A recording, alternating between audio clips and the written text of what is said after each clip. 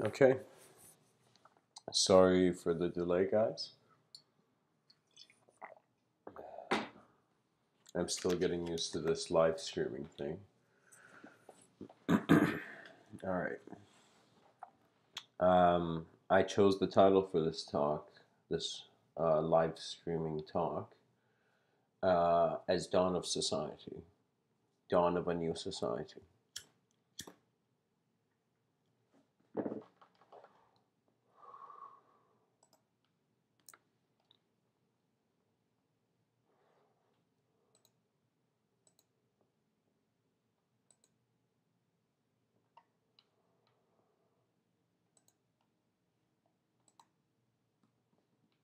Just a second, guys. Sorry about that.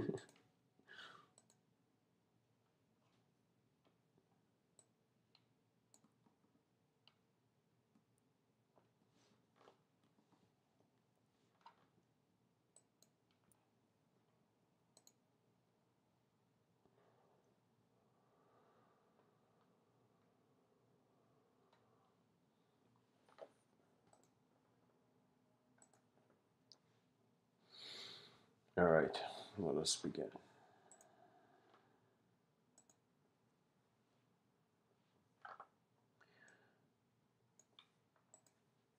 A new society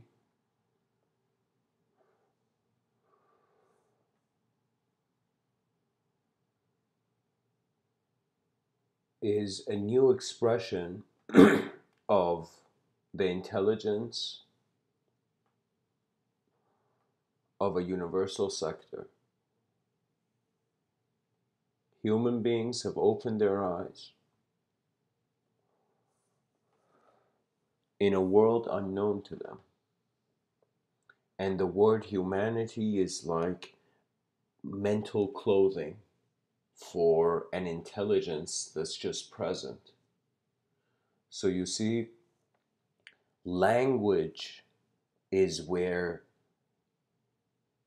from the non duality of the known and the unknown being inseparable, there came a separation of knowledge. In individualizing ourselves and making it the world against us, we are inside a world, we are in some sort of container. In thinking that way, we manage to branch out an intelligent aspect of this universal sector into our own realm. Now, this is very interesting because let me speak about it in an interesting way. Right now, society is very physical. It is oriented to physicality. It is only in our entertainment do we envision the future.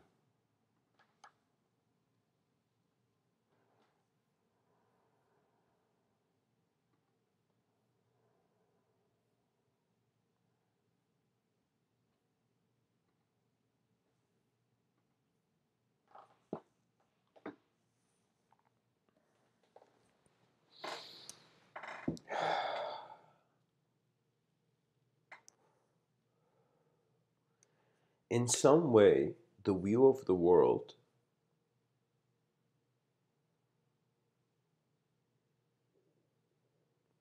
can be empty and full at the same time. But it is empty to different aspects of the intelligence that you are as a being. What that means is when I was 10 years old, I had to confront the passage of my grandfather. And this was a grandfather who I was in some sense divided between countries, so I hadn't got to know a lot, but I had spoken to him to some degree, and I have a very large family, so there were many grandkids, in line to talk to grandpa. And so I can tell you this, that when I noticed that being will no longer exist, it meant immediately my child mind at that age, at that time, like just went to the memories of him that were still living in my memory. And those memories, it was as if there was an internal reaction of my memory with reality. and as if something that was valid in in my subtler planes, I call it my imagination, was that was valid in my imagination, but was also valid in reality. Suddenly, there was a disconnect, as if in my memory, in my mind, I could envision my grandfather and the memories I had with him, the very few memories I had with him. But in reality, he was gone. He had transitioned. The world had changed. And so I got, in some sense, a very profound kind of philosophical collapse at that age. Because then I very deeply wondered that, is the world moving at a different speed in our minds? Because the concept of the mind was very fascinating for me. Because I will tell you, I have had a very uncommon childhood, in a good way, in a way where I found it a blessing every moment I exist on this planet. But I will tell you this, that, oh man, how can I word this properly? It's at that age, I noticed the difference in the speed of reality. And in some sense, I was occupied by this consideration that my childhood, there were a lot of people talking about spirituality. Like a lot of people, not that many, but to some degree in the circles I was involved in, there was there were people who were speaking about the reality of the soul. And those gatherings for me, I'm always pulled towards, because it was a question of, is there more, or is there not more? You know, is the edge of the road as far as we can see, or does the road move further into the depths of the unknown? You know, and the unseeable yet for now. So what I'm saying is, in some sense, like I'm verbalizing it properly now, but when I was young, there was this emotion of a confusion, that how can we figure out the soul if we don't understand the mind? Because the mind, it behaves rationally at times based on how well it has been sculpted into rationality, and it sometimes behaves irrational. So if we are creating a society that only is using the efficiency of rational behavior, then we lack the efficiency of the irrational behavior. And in some sense, society is divided between not hearing the other side. And what is irrational behavior? Irrational behavior doesn't mean just nonsense or whatever. It means that rationality is following a certain origin. It's a movement from an axiomatic point of a universal perspective. That means it's as if, like, you need empty paper, you need an empty piece of paper before you can write something, you know, and before that your pen can even find its purpose. So in some sense, the possibility of your existence is actually creating your greater existence. And so what that means is that there is the allowance for intelligence to be present,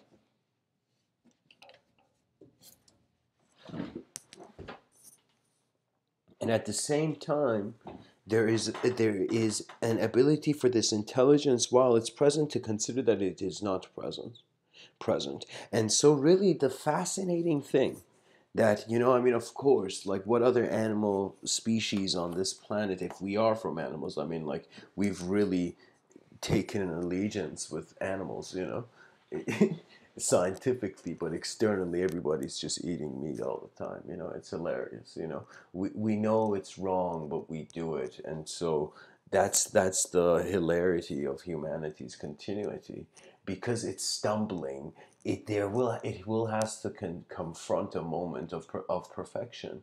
Do you see? That means it's like, we many people don't realize this, but it's not that life has goes up and down in regards to what happens to you. It's that, instead of you realizing you are not a thought that can be pushed or pulled, you will, in some sense, just get stunned. So enlightenment, it comes with a certain shock, because that shock is needed for the new to enter. So society will have to shock, even though the theory follows that if there is a low point, there is a high point too. Now, where is the direction of society? And society is not like one man. You know, society is is like you putting like 8 billion random geniuses in the same room and you're telling all of them invent new lives, you know? Like so in some sense it's like there will be collisions of the worlds that we are familiar with the worlds that we are not familiar with. That will happen inevitably. You know, chaos and order, they're always dancing.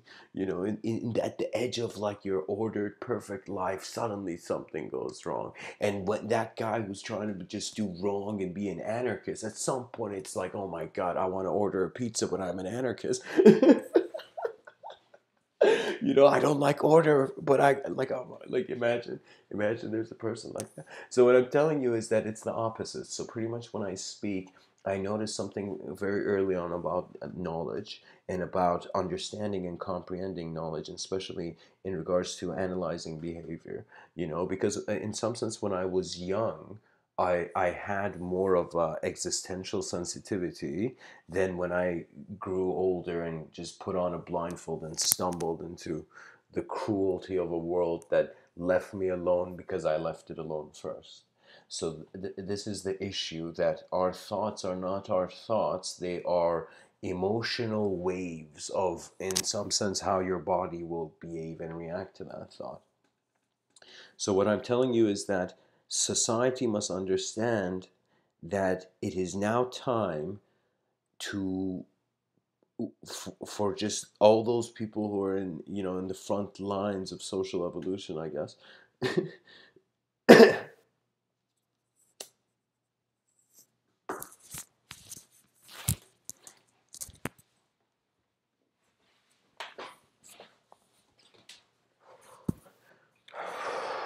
This is a concept I brought up. In some sense, I feel I raised out of non-existence, and so I want to kind of integrate that with what I'm saying, because the concept, see, like the title of this talk is The Dawn of a New Society. And for me, a new society means that something has to change or will change, and inevitably it will. You know, that's the way this universe works. You know, I buy a bottle of iced tea, you know, at some point the bottles, you know, was the most precious thing in my life, and then the next moment it's empty and I'm disposing it. So you see, it's as if like the value of life is in our attention, but our attention is divided between what, again, these concepts I've raised from non-existence, known as the subjective evolution and the objective evolution. And I speak of these in two ways. I speak, oh my god, this like it, you there, like you're a physical being, but behind your eyes you're a subjective self. Now the subjective self is based on your knowledge, so that's why everybody wants knowledge. Everyone wants to know more. You know, that's a human craving. Like that's how we survive better. We're like, oh my god, I want to figure things out, so oh my god, there's a better way of living. You know, so that's, that urge is natural. It's as if like at least, you know, the animals on this planet are growing. Do you see what I mean? Imagine creatures that in some sense are existing, but they never grow because they never allow themselves to change. So we have thought that the changes of physical reality has made us want to be in safe zones. And safe zones are necessary, but to be in them for too long is the collapse of a civilization, because you we cannot just seek perfection and never reach it. That is the most, like, sorry, the most stupidest thing, that the world has big dreams but it is not doing any of it. It's not making any of it reality. It is not waking up to a new reality. And to wake up to a new reality means that there has to be what I believe is a subjective evolution into a greater realization between the dynamics of subjective and objective. I believe the species is going through an evolution where it's realized language gives it access to multidimensionality, but where the language comes from cannot be based on that multidimensionality if we want to look outside the box. In order for you to look outside the box, that means you must see the box. Do you see? But we are in this position where we say, okay, this is planet Earth, and that's like the Andromeda galaxy, and we'll call this the solar system and all this, and so we have names and we have nations and we have shapes that in some sense rule our lives before we get a chance to decide what other direction there even is. So for me, I find that it's inevitable for an ideology with an organization energy, giving it life. That ideology, if it does not change, it is killing society. Do you see? And in some sense, if it is changed too quick, it can kill society. So you know what's worse than finding like the solution to all of humanity's problems, suddenly after like a few weeks losing that solution? Do you see? So evolution is not evolution if we still can walk backwards, on the evolutionary chart. For me, it is like it's not advanced when I see one violent human being be violent to another. I mean, of course, it's an advanced activity in regards to hand-eye coordination and all this. And martial artists, of course, they have their own ways of opening to the supernatural, or for them it is not supernatural. Everything's actually one flow, because that's the greatest punch. So what I'm telling you is that in some sense, it comes down to a moment of realizing that even though you, through your sensory perception, can see a physical world, there is like an abstract feedback kind of sine wave thing going on in a person's mind. That means it's like, what is boredom? You know? And I realize what is boredom.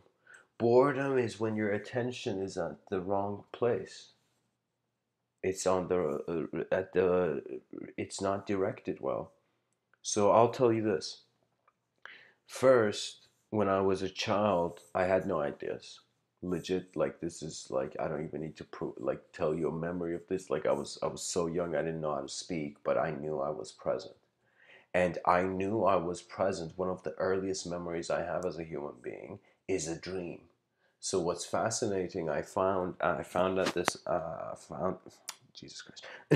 I found what I found about myself, found out about myself, is that my earliest memory where I was self-aware in was a dream.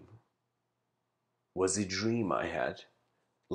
I remember the first nightmare, you know?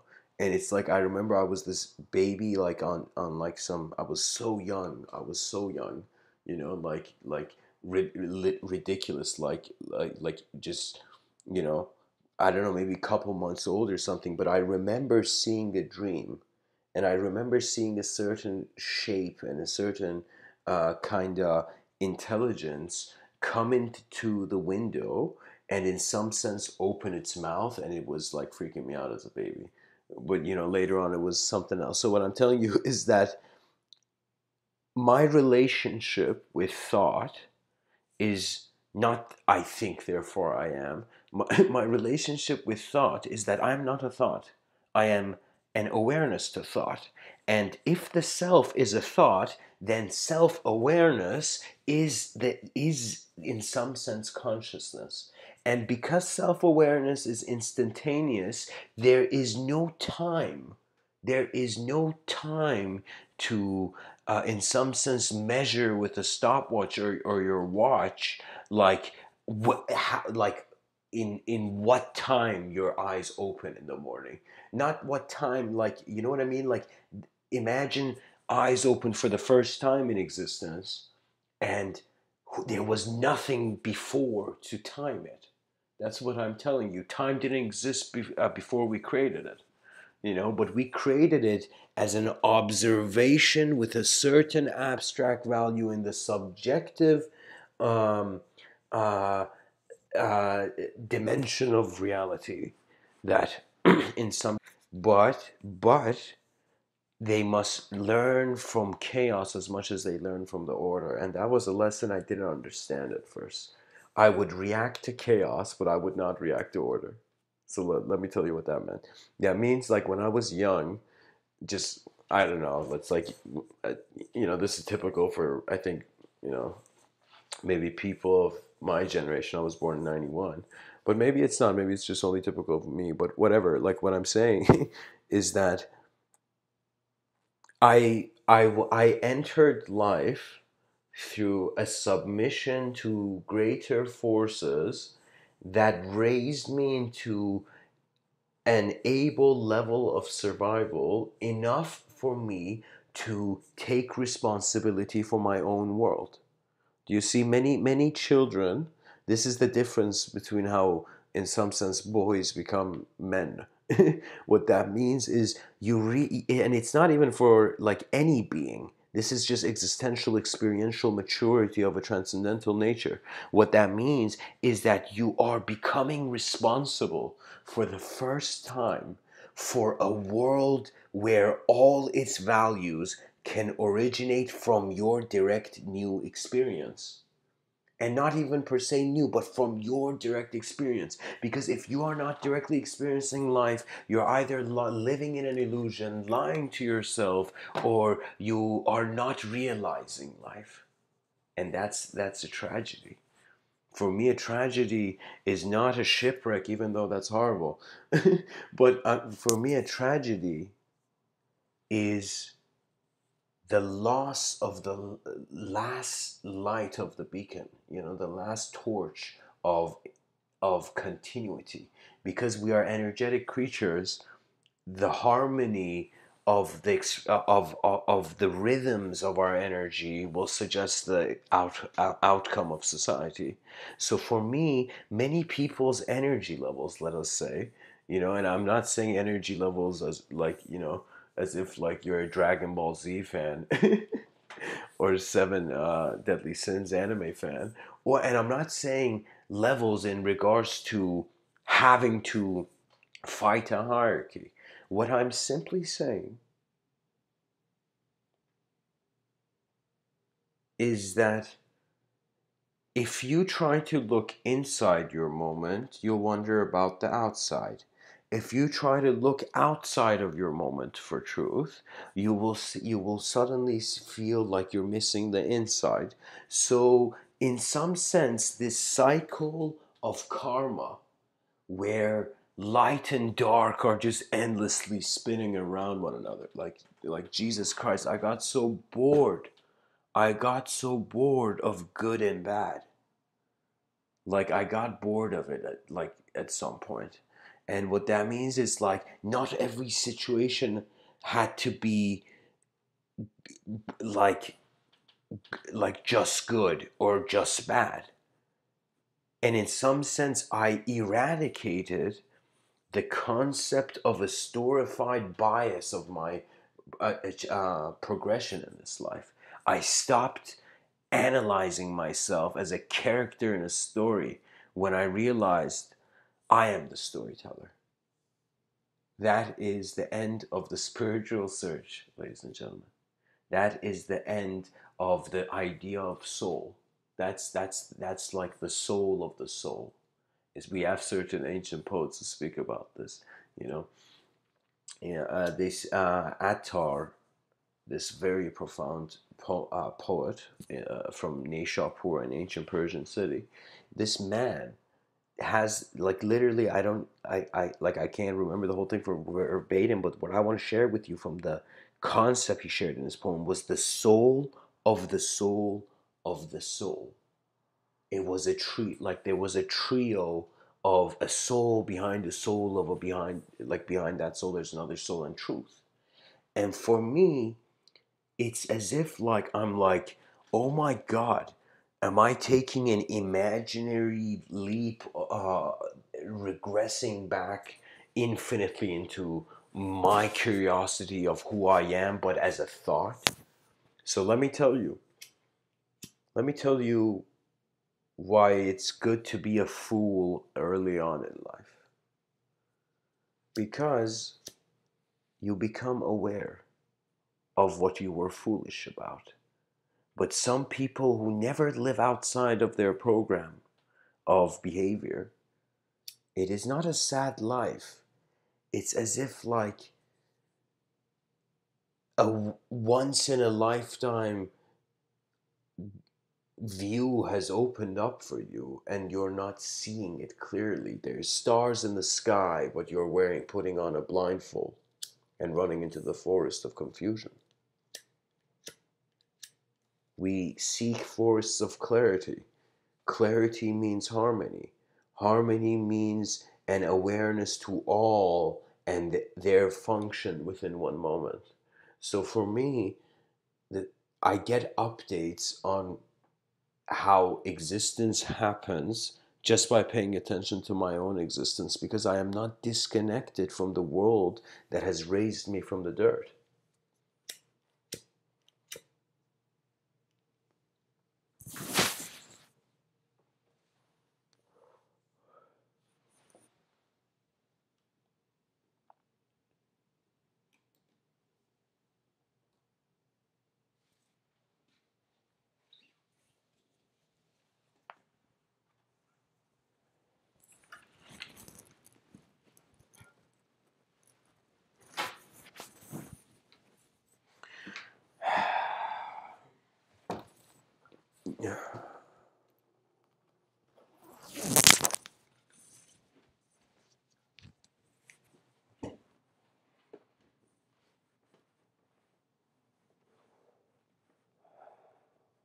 Some people wonder why I give these talks sometimes.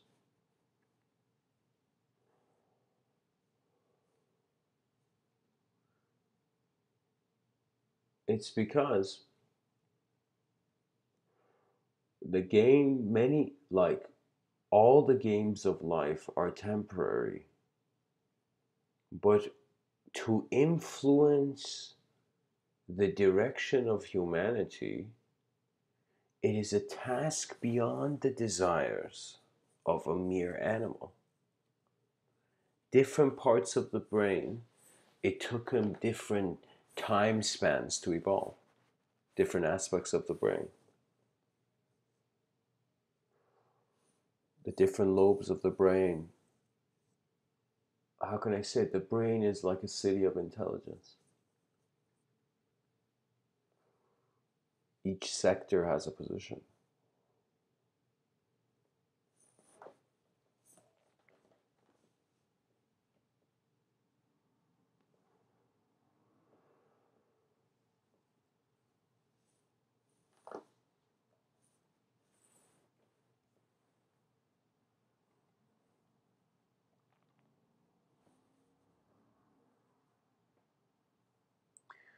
You know, there's this poem I wrote, I'm going to read it.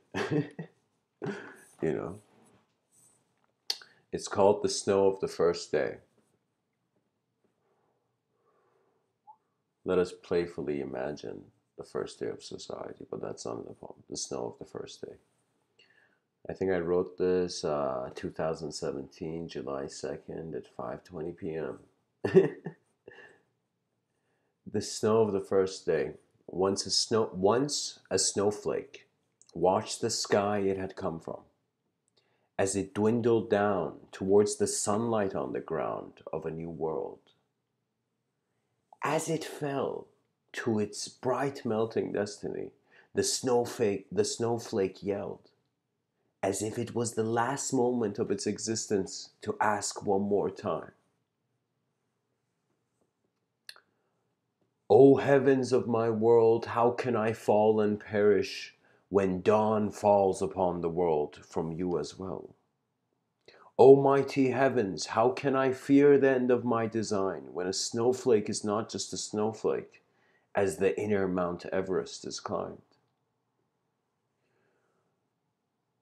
O dear creator of my world, you have created the snowy mountains, and you have equipped us with the gaze of the wind. Tell me so, why have you created me, when my end stood where the beginning could not continue to exist? It was in that moment that dawn approached the snowflake. So the snowflake was saying that, now dawn approaches the snowflake to speak to it. And the sun, so this is it. It was in that moment that dawn approached the snowflake and the sunlight began to speak. O fallen snowflake, many snowmen have tried to outlast the mornings of civilization's next step beyond any conceivable challenge. You fear the light that dissolves you. I welcome the cold into my warmth. Never fear the end or beginning, or their non-existence. As the world of the snowflake ends, so does the world of the sun begin. All beings are liberated by the presence of their true self, born out of light's indescribable nature. For my dear snowflake, death does not exist when life existed before it existed. Never doubt the brilliance of the sky you have come from. The snowflake could no longer speak, for it had melted into eternity. That's the poem, guys.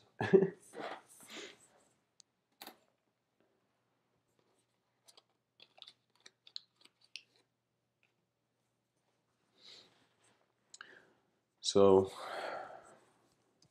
let's continue from here. That the dawn of a new society means a new behavioral movement in that society. And I believe we are soon going to establish a global society where global personalities are going to step on stage for the first time. What that means is that the Western world has done a great job of advancing technology, and especially in the industry of entertainment. But I find that it is, in some sense, preserving a certain set of values and ideas. But I find that this world is filled with billions of people with many sorts of ideas. And so these ideas will eventually find a way to enter the camera that has the greatest views. So what I mean is that through globalization, many new viewpoints are going to come into position, and these new viewpoints are going to at first want to fight one another, but realize there is a greater war going on. What that means is just like that Independence Day movie, aliens attack, humans are like, we're united, we're celebrating our Independence Day, so that's it. It's as if in the emergency of a greater conflict, humanity will unify instantly to preserve its species. Do you see? But for me, it's as if like the behavior is being influenced on how the next generations literally perceive themselves being alive. And if external reality is made too uncomfortable, what will happen is that the youth of the next generations will they will become more creative but less externally capable, because the challenges that are physical, like you got to legit confront it, and go to work and all that, it's like that's a direct experience. But then if that direct if you are afraid to live the rest of your life, you in some sense prevent gosh, how can I finish the sentence? You prevent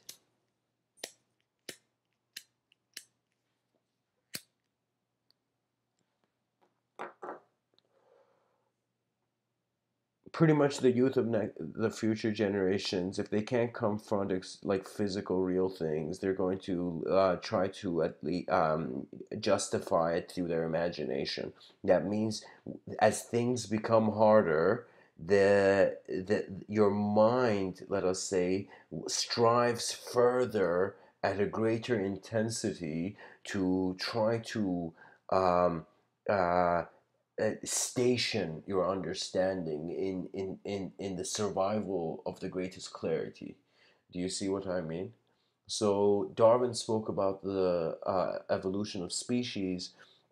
You know, um, how would I say this?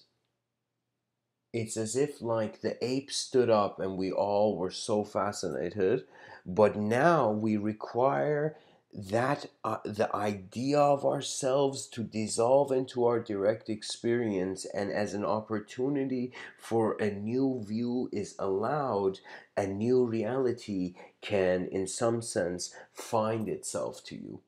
Do you see? It's as if you are beyond physical, you are beyond non-physical, and as this observer with no end, in some sense you are you are gazing through the container of an unknown creator at water being poured into a cup and overflowing. So in some sense,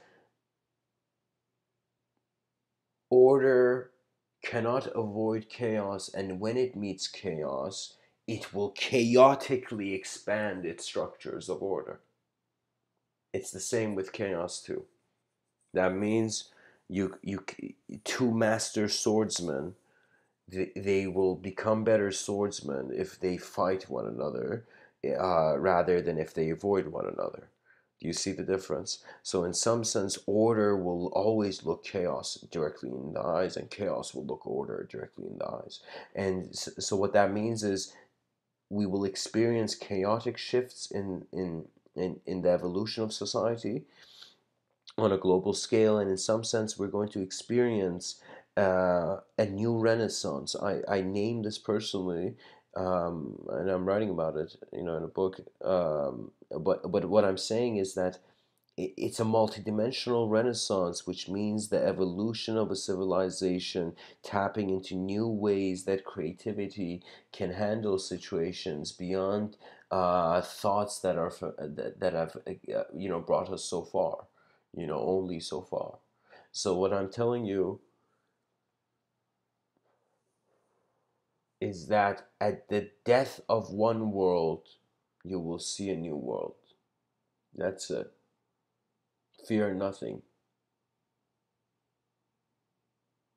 Only then you can love everything. As long as you have fear, the ego will, in some sense, permit cruelty to be an option. But once you see that everybody's trying to live, like for me, it's very crazy. It's not survival. The survival tactics of a leader and the survival tactics of a follower are very different. The leader considers the follower, but the follower only considers himself or herself. So, what I mean by this is leadership must begin with feeling okay enough about your path to be able to observe the path of others, to be able to be of assistance.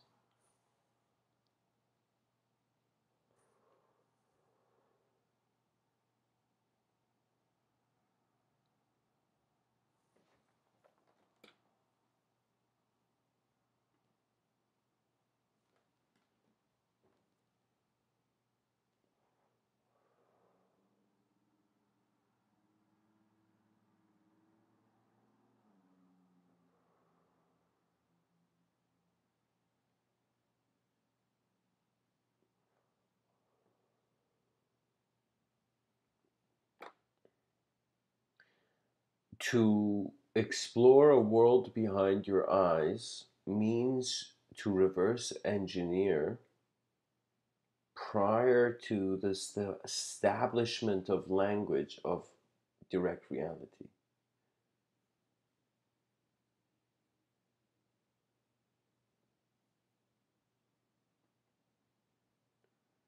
Eyes open and eyes closed,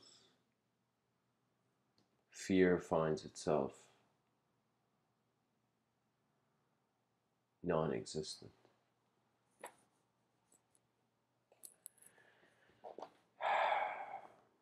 The dawn of a new society is where the body of humanity not only evolves, but the sophistication of the introspection of a temporary being of an eternal.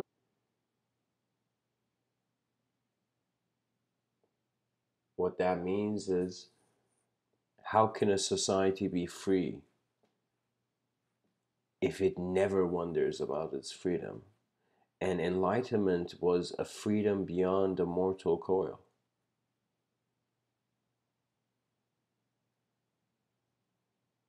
To be free means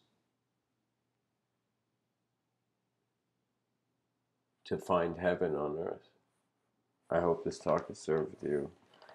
Um,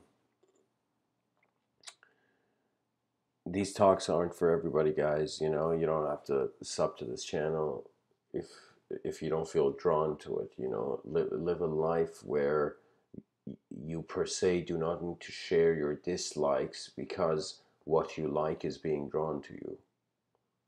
For me, seldom do I criticize destructively unless it's anger. And even though I've had moments where somebody's gone into rage and I knew that rage was uncontrollable, I would in some sense very quickly give that person a mirror of self-reflection. That means you cannot stop anger until you remember a self that is not angry. It does not have to do with just linear access to memory. Uh,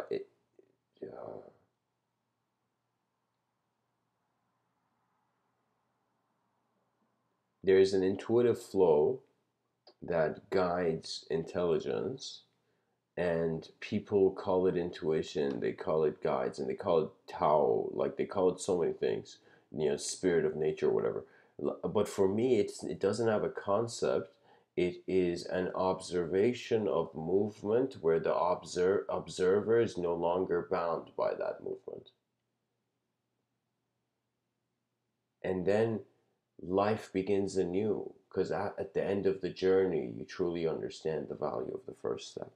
Much blessings and namaste.